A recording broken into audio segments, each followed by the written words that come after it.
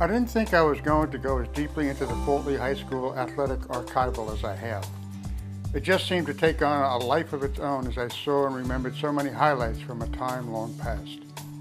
As a result, the project has reached a scale that calls for a dedication.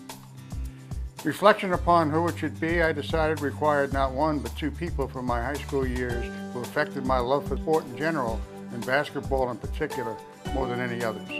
They were one a player, Kenny Snyder, the other a coach, John Marty. Some of you from that time may remember the place known as Kenny's Court, built by Kenny Snyder on a road leading down to Route 4. The court was the perfect design for 3-on-3 basketball. The posts supporting the backboard were set about 4 feet behind the backboard, enabling a kamikaze drive to the basket without getting your body rearranged by crashing into it. If you were into basketball, it was the place to be, and great players from all over the county came there to hone their skills. The games were decided by 11 points, each basket counting as one, and you had to win by 2.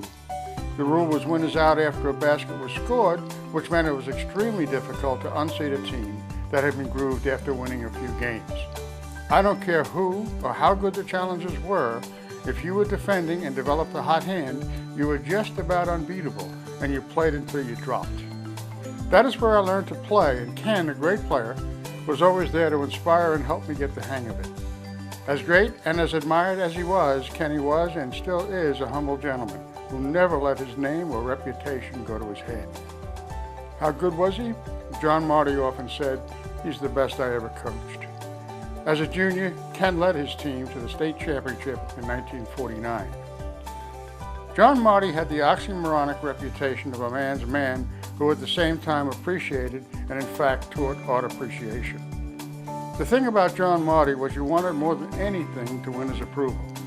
Mr. Marty could lose his temper and berate you, but even so you knew he loved the game of basketball, and above all, he loved his players.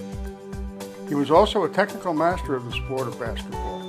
He introduced the give and go, an offensive scheme that was the downfall of most opponents who played man-to-man defense against us. This was especially true in state tournaments against teams totally unfamiliar with its components. He was the best coach I ever played for, strategically and inspirationally. One final note. I believe one of the reasons John Marty always expressed his admiration for Kenny Snyder was the coach's other passion, art. There is no question Kenny Snyder turned the game of basketball into an art form. His moves were graceful and fluid, and the way he delivered the hook shot was so elegant it always reminded me of the smooth golf swing that belonged to Julius Burroughs. Those who are familiar with it know what I'm talking about. Kenny's game was, as you might expect, also highly productive, and it came with a style that was uniquely and classically his. Kenny was at the reunion, and he, Mike Villano, Ed Goldberg, and I had dinner together the night before. Ed never knew or met Kenny. He later said to me, "He is a real gentleman." Ed got it right. Above all, Kenny Snyder is that, and always has been. Jim Carlstead, class of 1956.